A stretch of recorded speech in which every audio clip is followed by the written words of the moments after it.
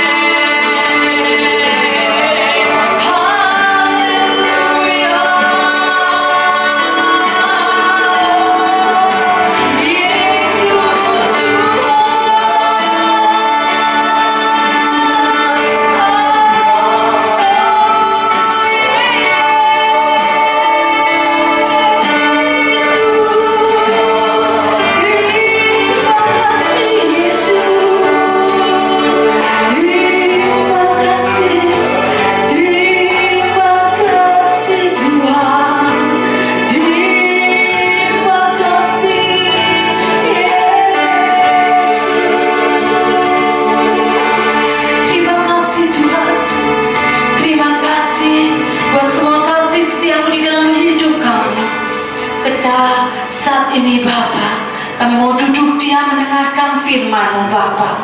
Biarlah Roh-Mu bekerja atas kami semuanya. Biarlah firman yang disampaikan oleh hamba-Mu menjadi rema buat kami semuanya Bapa. Memberkati dan mengurapi kami Tuhan, semua anak-anak-Mu Bapa. Kami percayakan Tuhan bahwa Engkau Allah yang dahsyat, Allah yang mampu memberikan hal-hal yang ajaib di dalam hidup kami Tuhan. Ketika kami percaya dan ketika kami berdoa bahwa mujizat itu masih ada Bapa, kami percayakan semuanya ke dalam tangan kasih-Mu. Biarlah firman menjadi rema buat kami semuanya. Hanya di dalam nama Tuhan Yesus Kristus. Haleluya. Amin. Shalom Bapak Ibu dan Saudara sekalian dikasihi dan mengasihi Tuhan Yesus Kristus. Kembali pada minggu pagi hari ini kita beribadah bersama, menyembah dan memuliakan nama Tuhan. Dan kita mau diperlengkapi dengan firman-Nya, kita mau merenungkan firman-Nya, karena firman-Nya adalah kekuatan bagi setiap kita. Haleluya. Bapak Ibu dan Saudara sekalian, pagi hari ini kita merenungkan bagaimana Nabi Yesaya mengingatkan bagi semua muridnya, dan istimewanya juga mengingatkan setiap orang percaya manakala menghadapi persoalan, menghadapi masalah, dan sepertinya Tuhan itu terlihat samar-samar saja, sepertinya Tuhan tidak berkata, sepertinya Tuhan diam. Tetapi sesungguhnya pagi hari ini kita melihat bahwasanya kita harus merespon apa yang Tuhan mau dengan benar, merespon dengan benar agar hidup kita boleh senantiasa ada di hadapan Tuhan, boleh senantiasa menyenangkan Tuhan. Oleh karena itu judul firman Tuhan pagi hari ini adalah ketika Tuhan samar-samar. Bapak Ibu dan Saudara sekalian, ketika kita merenungkan situasi dan kondisi kita saat ini, secara khusus di Indonesia, kota Semarang juga di mana tempat kita tinggal, kita merenungkan dan bahkan mungkin kita bertanya kepada Tuhan. Sudah 3,5 bulan lamanya kita semua ada di rumah saja, kita membatasi segala gerak, membatasi usaha kita gitu ya, karena terdampak COVID-19 ini. Kita mungkin bertanya pada Tuhan, kapankah ini berakhir Tuhan? Kenapa lama sekali ya Tuhan? Kenapa signifikansinya tidak semakin membaik? Kalau kita membaca, melihat dari kabar berita di surat kabar atau di media sosial, kita melihat secara khusus Semarang ini kok kenapa ya Tuhan, kok trennya menaik lagi, bukan menurun, tetapi jumlahnya kok bertambah lagi. Mungkin hati nurani kita menjerit, Tuhan kok tolong, Tuhan turun tangan, Tuhan masa nggak bekerja sih, Tuhan kok kelihatannya samar-samar saja tindakannya. Bapak Ibu dan Saudara sekalian, kita tetap harus merespon benar. Kenapa? Karena ketika kita melihat kepada keadaan sekeliling kita, kita bisa menjadi orang yang takut, menjadi orang yang was-was, menjadi orang yang cemas, dan akhirnya berakibat kita tidak lagi bersandar kepada Tuhan, namun bersandar kepada manusia, bersandar kepada perhitungan-perhitungan manusia. Dan ini penting sekali untuk menjadi pengingatan setiap kita.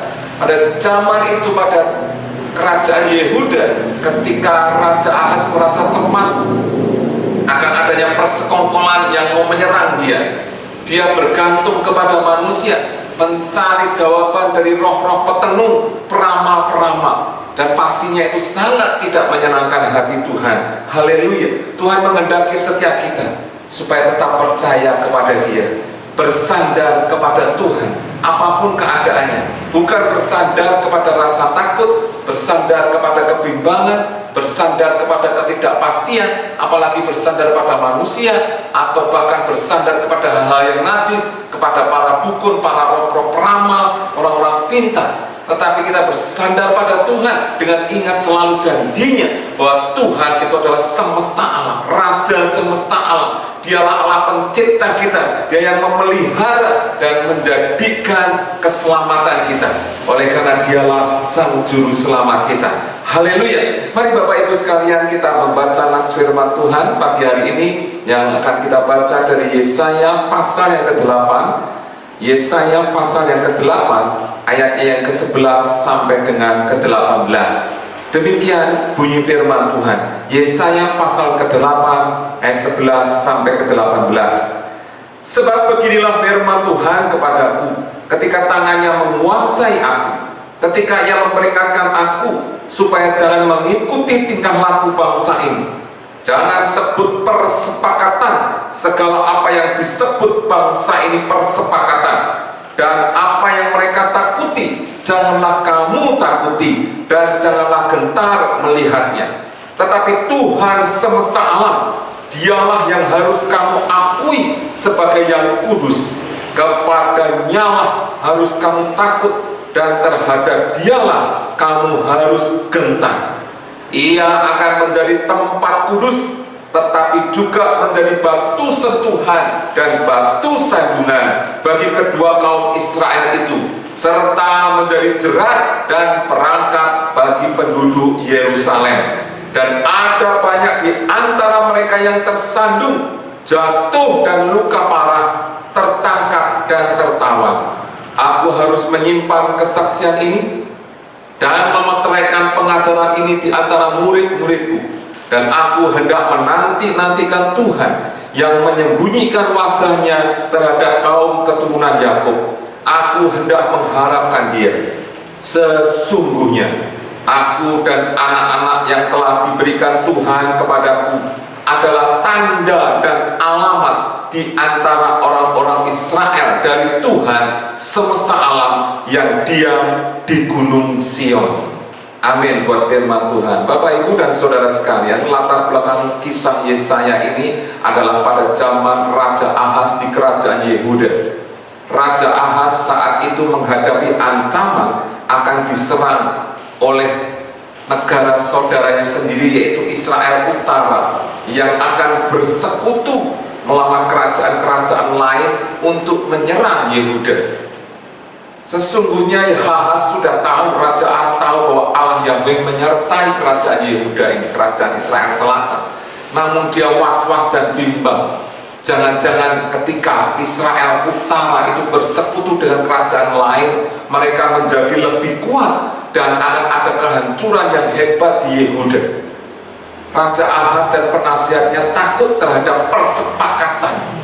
Mereka baru mendengar persepakatan bahwa Israel Utara akan bersepakat menyerang Yehuda bersama kerajaan lain. Tapi Ahaz dan penasihatnya sudah mulai takut, sudah mulai was-was, tidak lagi percaya kepada Allah, tidak lagi takut akan Allah sebagai sumber kekuatannya. Dan Ahaz melakukan tindakan-tindakan yang tidak memperkenan hati Allah, yaitu dia bertanya kepada para peramal-peramal dan para dukun-dukun pada waktu itu apa yang harus dilakukan. Dan inilah yang membuat hati Tuhan kecewa sekali. Dan akhirnya Tuhan memutuskan untuk mengeraskan hati dari Ahaz ini, karena dia tidak mau mendengarkan firman Tuhan. Kekerasan hati Ahaz tampak di ayat 12, yaitu disebut oleh Yesaya kepada para murid-muridnya, jangan engkau menuruti kekerasan hati Ahaz. Jangan sebut persepakatan, segala apa yang disebut bangsa ini persepakatan, tapi takutlah akan Tuhan. Artinya jangan lagi percaya, jangan lagi mendengar ada isu-isu, ada perkataan-perkataan yang tidak benar, yang melemahkan, tapi takutlah akan Tuhan saja dan gentarlah melihat Tuhan saja. Bapak, Ibu, dan saudara sekalian, banyak hoax yang berseliweran di sekitar kita, banyak hal-hal yang kurang benar, hal-hal yang mungkin menakutkan, hal-hal yang faktanya kurang bisa dipertanggungjawabkan. Maka firman-Nya pagi hari ini mengajak supaya kita kembali kepada Tuhan saja, bergantung kepada Tuhan, takut kepada Tuhan. Ini satu bentuk, ya, bentuk peringatan yang positif bagi setiap kita. Ya, pada ayat yang ke-13, supaya mengakui Tuhan semesta alam sebagai yang kudus serta hidup takut akan Tuhan. Hal yang negatif percaya pada manusia, hal yang positif adalah kembali kepada Tuhan. Oleh karena apa harus kembali kepada Tuhan? Yesaya mengingatkan karena Tuhan adalah tempat kudus. Ya, tempat kudus. Ya, tempat kudus itu bisa menjadi batu sandungan, bisa menjadi batu sentuhan. Ya. Kenapa, saudara? Karena kalau setiap kita tidak menyatakan sungguh-sungguh tempat kudus kita pada Tuhan, bersandar pada Tuhan, maka Tuhan akan menjadi batu sandungan, dan dikatakan di sini akan memberikan kejatuhan, luka, tertangkap dan tertawan di ayat yang ke-15. Yehuda seharusnya menjadi biji matanya Tuhan karena kerajaan selatan terdiri dari banyak raja-raja yang baik, tetapi ketika dipimpin Ahaz, kehadiran Tuhan bisa menjadi batu sandungan bagi Yehuda. karena akan terjadi kematian di kedua belah pihak yang cukup banyak, yang cukup signifikan. Bagaimana dengan Anda dan saya orang-orang Kristen saat ini? Tentunya kita perlu memperhatikan peringatan Nabi Yesaya ini, supaya kita tidak jatuh dalam perangkap pernyataan yang negatif kepada Tuhan dan akan menghasilkan celaka di dalam kehidupan kita. Pertanyaannya, bagaimana meresponi Tuhan supaya kita tetap benar di hadapannya, tetap selaras dengan jalannya, dan tetap berbahagia bersama dengan Tuhan. Yang pertama adalah tidak takut. Yang pertama adalah tidak takut, saudara. Ketakutan itu sangat menguasai, sangat menjatuhkan kita, sangat membuat kita tidak berdaya. Ya, kita tidak boleh takut kepada dunia ini, kita tidak boleh dikuasai oleh dunia ini. Kenapa? Karena kita punya Allah sebagai sumber kasih, dan kita hanya boleh takut kepadanya saja, kepada Allah saja, karena Dia adalah pencipta kita. Kenapa, saudara? Karena kasih itu selalu mengalahkan ketakutan. Kasih mengalahkan ketakutan, namun ketakutan itu merusakkan kedamaian dan keutuhan internal di dalam kehidupan kita. Ketakutan biasanya berawal dari pengalaman traumatis masa lampau. Ketakutan itu merongrong jiwa kita, menjadikan kita tertekan. Bagaimana cara mengatasinya? Mengatasinya harus kita cabut dan kita buang. Ya. Harus berjuang menghapus, mencabutnya sedikit demi sedikit, harus kita buang. Kadang-kadang kita takut pada tekanan kelompok. Kita takut kalau kita dikucilkan dari kelompok kita, sehingga memunculkan sikap kompromistis, ikut arus dengan orang-orang sekeliling kita. Akhirnya akan meruntuhkan konsistensi iman kita kepada Tuhan, sehingga kekristenan kita tidak menunjukkan mutu yang sesungguhnya. Oleh karena itu, perhatikan apa yang dikatakan para rasul, khususnya Rasul Petrus ketika dia dihadapkan di mahkamah agama. Di dalam Kisah Rasul pasal 5 ayat 29, Petrus berkata demikian kepada teman-temannya untuk memperkuat mereka. Kita harus lebih takut kepada Allah daripada kepada manusia. Kita harus lebih takut kepada Allah daripada kepada manusia. Mereka tidak takut terhadap ancaman yang ditujukan kepada mereka, meskipun itu dikatakan oleh mahkamah agama yang memiliki kedudukan, posisi yang sangat tinggi di masyarakat saat itu. Ya, oleh karena itu, mari bersama-sama kita responi Tuhan, tidak ragu-ragu, tidak takut, tapi tetap percaya, bersandar kepada Tuhan, bersandar, tidak gentar ya, terhadap apa yang kita lihat, tetapi kita takut hanya kepada Tuhan saja, sehingga kekristenan kita boleh benar-benar bisa dipertanggungjawabkan dan semakin lama semakin indah di hadapan Tuhan. Bagaimana meresponi Tuhan? Yang kedua, kita tunggu waktunya Tuhan, tunggu Tuhan, menanti-nantikan Tuhan. Ketika keadaannya sama-sama, ketika nampaknya Tuhan belum bertindak, yang harus dilakukan oleh setiap kita adalah menunggu Tuhan. Wait on Him, tunggu Tuhan. Ayat yang ke-17 katakan demikian, dan aku hendak menanti-nantikan Tuhan yang menyembunyikan wajahnya terhadap keturunan Yakub. Aku hendak mengharapkan, khafah itu harap, itu tunggu, mencari Dia selalu. Menunggu Tuhan itu tanpa batasan waktu, karena kita tidak bisa batasi Tuhan dengan waktu. Kita tidak bisa kasih Tuhan deadline, karena Tuhan itu pencipta waktu, Dia yang berotoritas. Menunggu Tuhan artinya kita sungguh percaya bahwa janjinya, pribadinya benar-benar ada untuk setiap kita. Dan menunggu Tuhan itu adalah membentuk hidup kita, membentuk terutama karakter rohani kita, iman, harap, tekun, dan sabar. Para tokoh-tokoh di Alkitab memberi contoh bagi kita bagaimana orang yang senantiasa menunggu Tuhan dengan baik. Yesaya 30 ayat 18 katakan demikian, sebab itu Tuhan menanti-nantikan saatnya hendak menunjukkan kasih-Nya kepada kamu. Sebab itu Ia bangkit hendak menyayangi kamu. Sebab Tuhan adalah Allah yang adil. Berbahagialah semua orang yang menanti-nantikan Dia. Haleluya.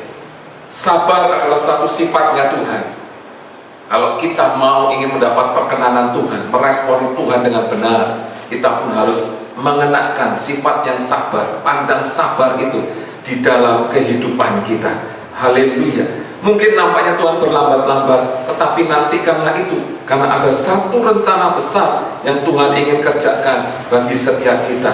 Haleluya. Ini penting bagi setiap kita. Kita belajar dari Abraham, Yusuf, dan Daud yang senantiasa menanti-nantikan waktunya Tuhan. Maka Tuhan akan membuat sesuatu yang besar lewat kehidupannya. Menantikan itu bukan pasif. Ya, menunggu-nunggu Tuhan itu bukan pasif, tapi terus-terus mencari Dia, datang menyembah Dia, mendengarkan suaranya, mengerti kehendaknya lewat pembelajaran kita dengan firman-Nya, sehingga kita sungguh-sungguh memperkenannya. Bagaimana kita meresponi Tuhan pada saat segala sesuatu nampaknya samar-samar? Kita harus menjadi tanda. Hidup kita, pribadi kita harus menjadi tanda. Mari kita lihat di ayat ke-18. Yesaya memperkatakan demikian, sesungguhnya aku, Yesaya, dan anak-anak Yesaya yang telah diberikan Tuhan kepadaku adalah tanda dan alamat. Bahasa lainnya disebutkan sign and wonders, tanda dan keajaiban di antara orang Israel dari Tuhan semesta alam yang diam di gunung Sion. Yesaya menyatakan tandanya Tuhan menyertai kita, tandanya merespon Tuhan dengan benar adalah pada diriku, pada diri Yesaya beserta keluarganya. Yesaya menunjukkan kepada umat Israel, lihatlah aku siap menjadi tanda, menjadi panutan, menjadi arah bagi orang-orang Israel. Mereka yang mau menunggu Tuhan dan ikut jalan Tuhan akan menjadi tanda ajaib bagi Tuhan. Haleluya, ini menjadi tanda. Anak Yesaya menjadi tanda sehingga dinamakan Sien Yashub, saudara, yaitu sekelompok sisa, remnant yang akan kembali. Ini menunjukkan suatu pengharapan bagi Israel bahwa nanti walaupun mereka dibuang ke pembuangan di Babel, pasti Tuhan akan membawa balik mereka ke tanah Kanaan kembali. Tidak akan membiarkan mereka hancur di sana. Dan nama anak ini menjadi satu gambaran apa yang akan Tuhan lakukan. Anak yang kedua dari Yesaya diberi nama Maher Syahal Hasbah, yaitu lekas pada jarahan, lekas kepada mangsa. Artinya apa? Supaya kita tidak menjadi mangsa, supaya tidak menjadi mangsa si jahat, ya. Perhatikan baik-baik, jangan menjadi mangsa. Itu suatu peringatan. Tuhan setia. Oleh karena itu iman setiap orang percaya harus dideklarasikan. Iman itu harus dinyatakan lewat perbuatan kita, lewat tindakan kita. Abraham percaya kepada Tuhan, ditunjukkan dengan dia berangkat. Yusuf dapat perkenanan Tuhan karena apa yang dilakukan membawa kebaikan bagi Mesir dan juga bagi saudara-saudaranya orang Israel. Ayub menunjukkan ketekunan, tanda dan alamatnya adalah dia anak orang yang tekun. Daud, tandanya adalah kasih dan anugerah yang besar. Saul, tandanya apa? Negatif, yaitu dia tidak sabar, tidak taat. Yudas, salah satu murid Tuhan, juga menunjukkan tanda, tapi tandanya negatif, yaitu pengkhianatan dan cinta akan uang. Oleh karena itu, Bapak, Ibu, dan saudara sekalian, mari kita terus meresponi Tuhan dengan benar. Meresponi Dia, Allah kita, Tuhan semesta alam, terhadap keadaan situasi apapun sekeliling kita. Dia melihat bagaimana respon kita. Respon kita harusnya tidak takut atas segala keadaan. Kita hanya takut kepada Tuhan saja. Respon kita harus senantiasa menunggu Tuhan, menunggu waktunya Tuhan, saatnya Tuhan, bukan saat kita, bukan waktu kita, tapi saatnya Tuhan. Dan yang ketiga, mari bersiap bagi setiap diri kita dan keluarga kita, dan kita berkata, Tuhan, jadikan aku ini tanda yang hidup, tanda perkenananmu, tanda merespon benar kehadiran Tuhan, tindakan Tuhan, pikiran Tuhan di tengah-tengah dunia ini. Maka niscaya kita akan menerima kebahagiaan bukan hanya di bumi ini, tapi kebahagiaan yang kekal sampai selama-lamanya. Haleluya buat firman Tuhan. Kiranya firman ini boleh menguatkan setiap kita, boleh menuntun kita untuk senantiasa berada di hadapannya dengan benar dan memperkenankan Dia selalu. Amin. Terima kasih Tuhan Yesus buat firman-Mu pada pagi hari ini yang boleh kami renungkan. Terus Roh Kudus berbicara bagi kami, celihkan mata hati kami untuk kami mengerti peringatan-peringatan-Mu Tuhan. Karena kami tahu waktunya sudah tidak lama lagi Engkau akan datang sebagai Raja yang kedua kalinya menyebut kita semua. Oleh karena itu Allah Roh Kudus, jamah setiap kami, jamahan-Mu itu yang kami perlukan dan kami rindukan selalu, agar kami menjadi orang-orang percaya yang teguh di dalam iman percaya kami kepada-Mu Tuhan, dan tidak goyah dan tidak cemas. Dan kami menyiapkan diri kami semua untuk menjadi tanda di tengah-tengah masyarakat sekeliling kami Tuhan. Terima kasih Tuhan Yesus, terima kasih Engkau Allah yang baik Tuhan. Oh, miliki roh yang menyala-nyala terus dalam diri kami untuk senantiasa mengharapkan Engkau. Terima kasih Tuhan Yesus. Di dalam satu nama Tuhan kami Yesus Kristus, kami sudah berdoa dan mengucap syukur. Haleluya. Bapak Ibu Saudara sekalian, mari kita tetap terus berdoa bersama dengan keluarga kita. Kita berdoa supaya kita dipakai Tuhan, keluarga kita dipakai Tuhan menjadi tanda yang ajaib di tengah-tengah masyarakat kita. Mari kita berdoa untuk para pemimpin bangsa dan negara ini, Bapak Presiden dan para menteri dan semua pejabat terkait. Hikmat Tuhan tetap menyertai mereka ketika ada keputusan yang dibuat new normal. Tuhan, mari seluruh perangkat untuk bekerja dengan baik, dan juga kita mari berdoa buat masyarakat Indonesia supaya menyambut peraturan new normal ini dengan penuh kewaspadaan, dengan penuh ketergantungan kepada Tuhan saja, dan berserah kepada Tuhan, dan minta hilangkan segala kesombongan dan arogansi di tengah-tengah masyarakat Indonesia, sehingga menganggap seolah-olah semuanya sudah berakhir, virus pandemi ini sudah berakhir, tetapi tetap waspada bahwasanya pandemi ini belum berakhir dan masih terus berjalan. Tuhan, jamah segenap para medis yang ada, orang-orang bergerak di bidang kesehatan, supaya mereka dilindungi, diberi kekuatan selalu untuk merawat rakyat Indonesia yang sedang sakit saat ini. Di dalam nama Yesus, Tuhan memberi kedamaian, kekuatan bagi seluruh jemaatmu di GBTK Ongalian ini, biar tetap terus berpegang dan berharap kepada Tuhan saja.